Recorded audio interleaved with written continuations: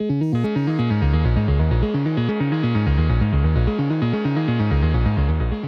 Terry Weerasinghe. I'm the Chief Strategy Officer from Beatport. I have various roles within Beatport. Most of my time now I've run the general business of how Beatport works and fits together and grows. But now my role is more concentrated on what kind of new services can Beatport integrate into what they're doing. So we're about to launch a service where Beatport directly streams into Pioneer, for example. These are the kind of projects that I now work on.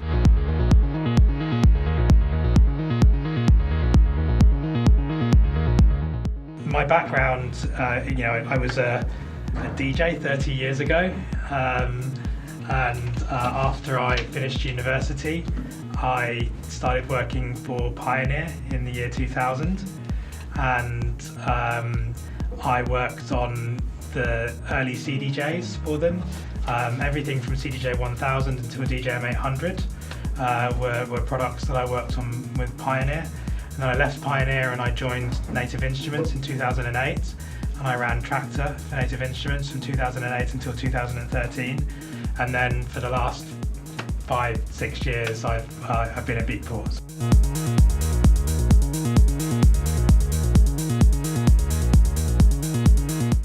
We've got a room full of like-minded people here, and there's the international community and there's the local community. And one of the really important things to try and establish here is a community for you all to be helping each other. Especially when you've got people like Arjun who are from very much related to the school, people coming in from other places. A good thing to always start off with is to build a regular community get together and invite the people that are coming into town that you respect to come and talk and impart some knowledge for you. It does a couple of things. One, it connects you to people from outside. Two, it means that you can rely on your individual strengths, because there is a lot more to being a musician than being good at music. And I know that sounds like a terrible thing to say, but these days you need to have some understanding of marketing, you need to have some understanding of where your trajectory is going to be and all of these different things. And maybe one of you in the room is amazing at social media, one of you is incredible with a particular plugin. You need to be able to accept these people, work with these people, learn from these people together, because that's what's going to make you all stronger. And bringing in people from outside that you respect. So, if you have if there's somebody from the Pan label visiting Delhi, and you, as an experimental producer, this is one of the best experimental labels out there. Let's get try and find a way of writing to the person that's booking and saying, hey, would they be interested? Because not everyone's going to be. Some people just don't have the time or don't want to do that. But actually, most people from this industry have got big hearts, and this is what they love, and they would love to come and speak to people to inspire them to go down the same path. So I think that's always a startup for anybody. The reality of the situation is a lot of the shift in electronic music has gone from producing music to performing that music. And that's why when everyone put their hands up over who DJs and who plays live, you should really think about this if you want yourself to have a career as an artist, rather than to be backroom studio person. Because the dream of making an amazingly good album and hanging your career off that isn't really something that happens very often these days.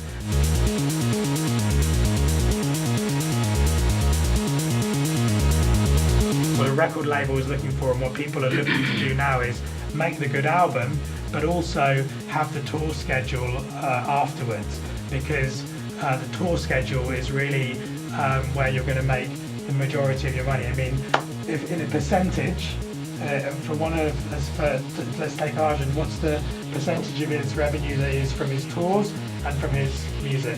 I'd say 95 to 5%. So 95% of his money comes from his gigs and 5% comes from his music. Now you need both. The music is part of your promotion, but you need to also think, what positive things can I do to send me on the right path? So networking with the right people is definitely the right thing. You know, it should be a pleasure for you to hang out with people that like the same music as you. You're not competing with them. If you do the special things that you have inside you, you're going to get there as well. You know, help everybody around you, because that's going to make everybody around you want to help you as well. Stay positive in these kind of ways. That's definitely something. Think of yourself as a brand. I wish that I could say that that was an easy path for somebody, but it isn't. These days, take Beatport for example. We have, every week we have 25,000 releases on Beatport. 25,000. So what can you do to stand out?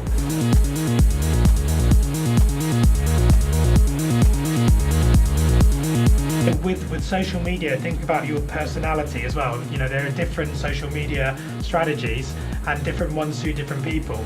Peggy Goo is an incredibly attractive girl who looks great in photographs, and Instagram is her thing.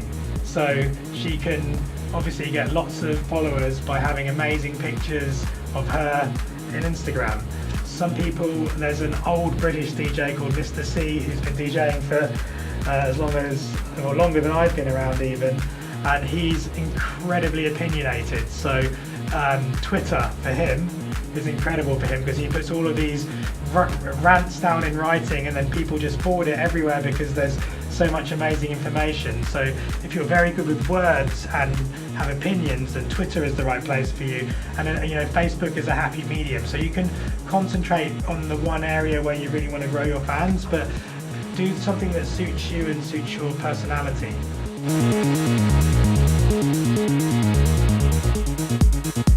In 2013, Deep House was the best-selling genre on Beatport. Now it's techno. And we saw people leave the Deep House scene and move into techno, and a good example of that, who did that successfully, would be an artist like Taylor Verse.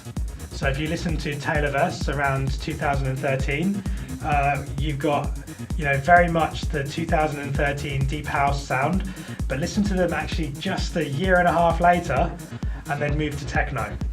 And they managed to do that successfully, but then look at the artists that were making that Deep House sound in 2013 and how many of them have managed to do that. Not so many.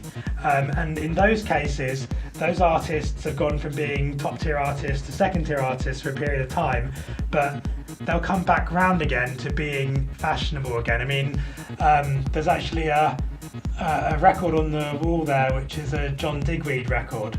And, you know, John Digweed was, around the time I was DJing, was one of the best progressive house DJs in the world.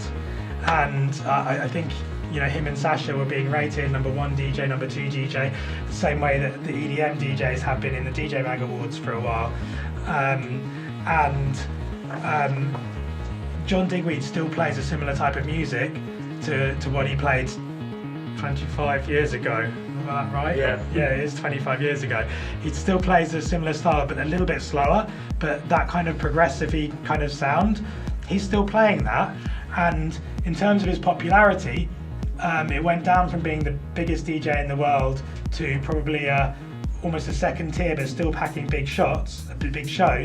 And then actually, when the whole kind of Innovisions thing kicked off with Dixon, that is essentially progressive house that they play. It's like a slowed down melodic kind of Afro-y kind of sound, but definitely on a progressive side. Then John Digweed and Sasha's style started to come back in again, and he stayed true to his game and stuck to what he's done.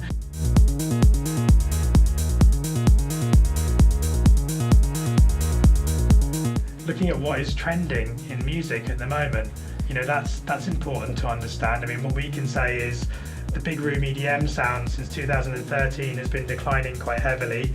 Techno is on the up, deep house is on the down, drum and bass is on the up, tech house is on the up, and this is the electronic world as we see it right now. But being aware of that, because when a scene is on the down, that means less gigs, less money. It means the big guys are coming down a peg and taking the room away from new people being able to get into the scene.